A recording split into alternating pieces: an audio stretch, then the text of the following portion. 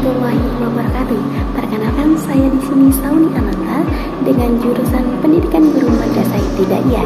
Di sini saya akan menjadi moderator sekaligus menjadi pembaca atau pemateri dari hasil diskusi makalah kami.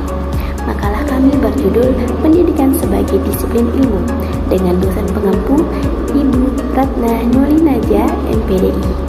Di sini kami terdiri dari 3 mahasiswa, yaitu Salma Nisa Pujaani, Sauni Ananta, dan Khawla Afifah.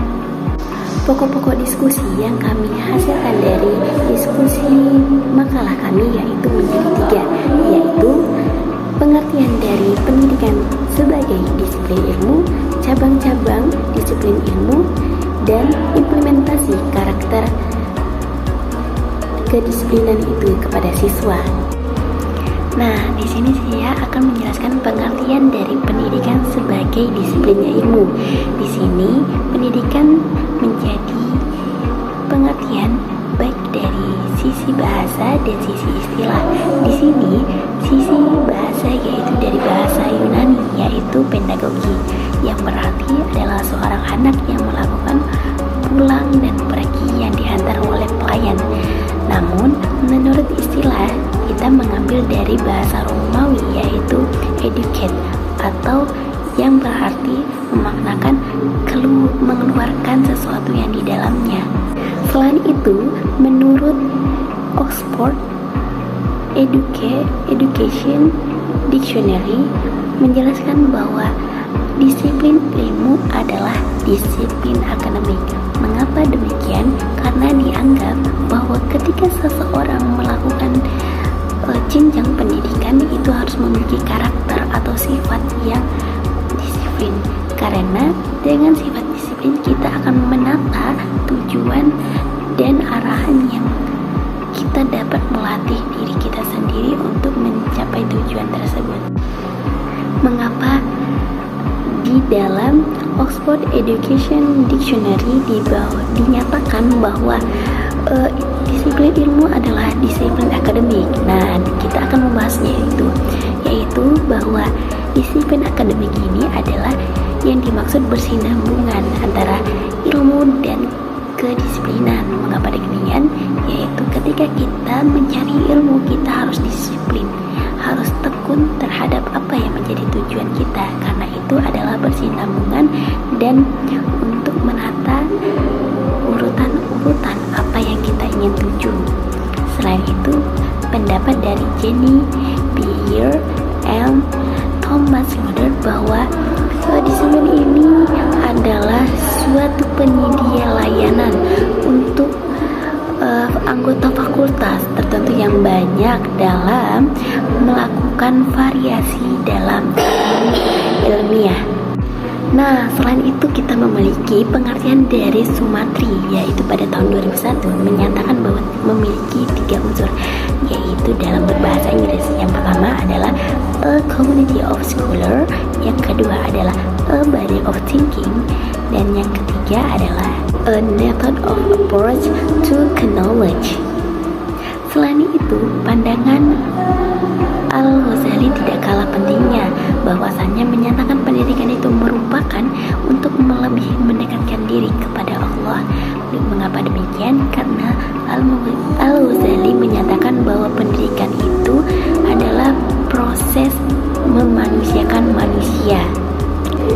Dari pemaparan pengertian yang setelah saya sampaikan, bahwa pengertian dapat saya simpulkan menjadi pendidikan sebagai disiplin ilmu berupa adanya karakter untuk menuju baik itu pulang atau pergi, sehingga adanya terus menurun dari generasi ke generasi lainnya untuk mencapai tujuan tertentu dengan suatu organisasi, di mana bukan hanya di dalam dunia saja, tapi untuk mendekatkan diri dengan Tuhan, yaitu dengan memanusiakan manusia.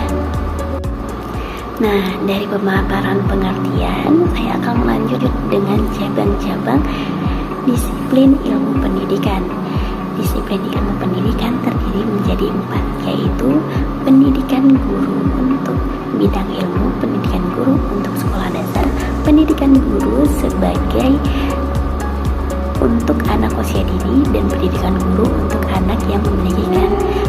memiliki kebutuhan khusus.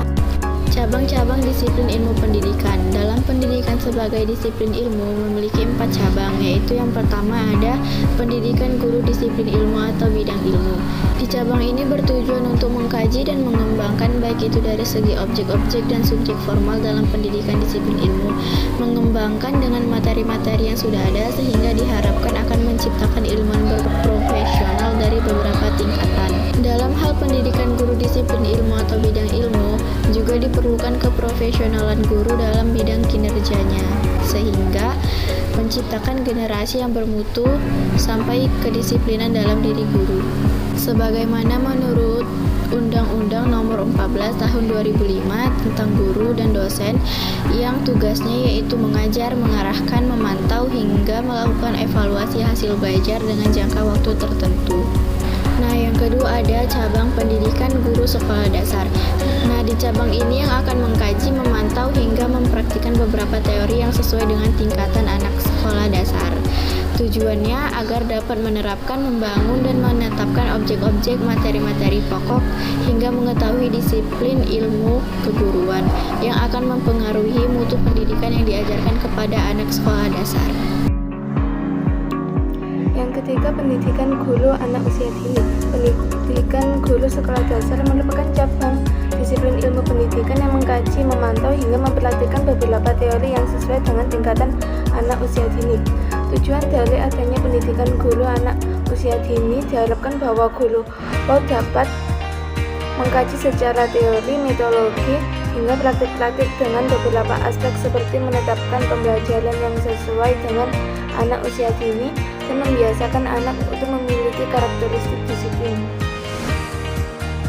Beberapa indikator dalam nilai-nilai karakteristik anak usia dini yaitu 7 menurut Direktorat Jenderal tahun 2012, yaitu membiasa anak untuk datang tepat waktu, mengajarkan benda sesuai fungsinya, membiasakan untuk mentaati peraturan, tertib ketika antri, menggunakan waktu sebaik mungkin, mengajarkan anak untuk mengambil dan meletakkan barang di semula hingga memberitahu dampak apabila tidak adanya kedisiplinan dalam diri.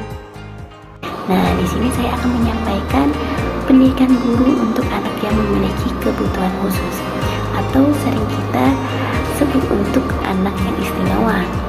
Di sini pendidikan guru untuk anak kebutuhan khusus yaitu kita sebut sebagai special education, di mana pendidikan guru untuk anak khusus ini memiliki teori dan pemahaman dan mengamati segala aspek yang ada di dalam diri anak tersebut. Secara metode kita harus selalu berkembang untuk menjadikan seorang anak tersebut tidak tertekan terhadap apa yang kita ajarkan.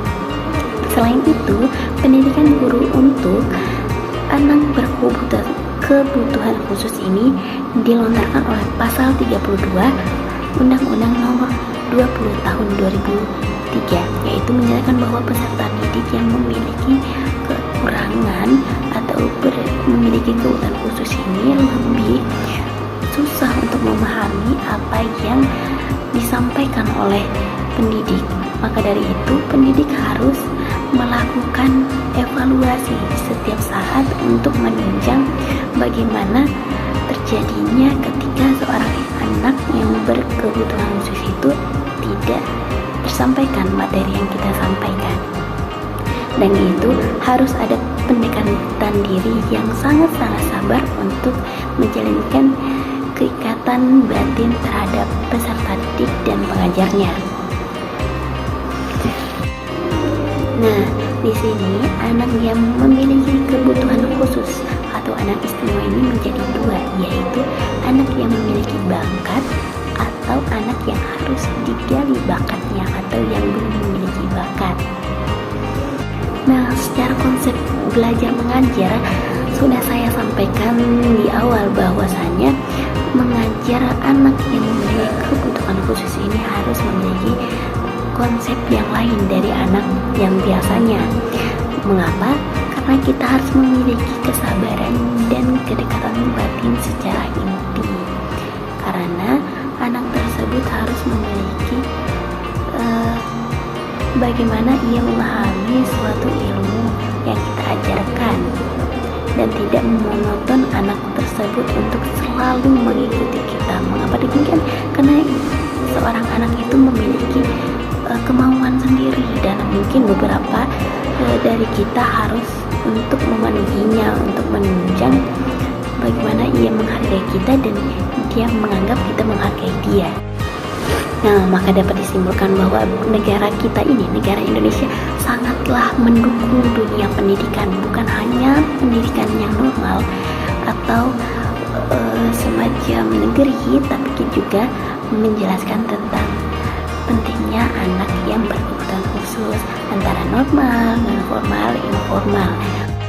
Implementasi pendidikan karakter disiplin siswa.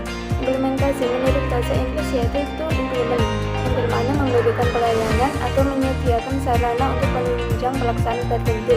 Sementara menurut Kamus Besar Bahasa Indonesia, implementasi bermakna penerapan atau pelaksanaan, sehingga dapat disimpulkan bahwa implementasi yaitu sarana atau sarana untuk menunjang pelaksanaan tertentu dengan berdampak timbal balik terhadap yang ingin dicapai, sehingga dengan menetapkan beberapa strategis untuk menunjang implementasi kedisiplinan, peserta didik dapat menjadi karakter yang sesuai dengan norma yang ada. Namun bukan hanya siswa yang harus ada kedisiplinan, tapi sikap seorang guru yang harus menjadikan dirinya dahulu sebagai contoh dengan merangkul para siswa untuk menerapkan kedisiplinan dalam hal belajar mengajar.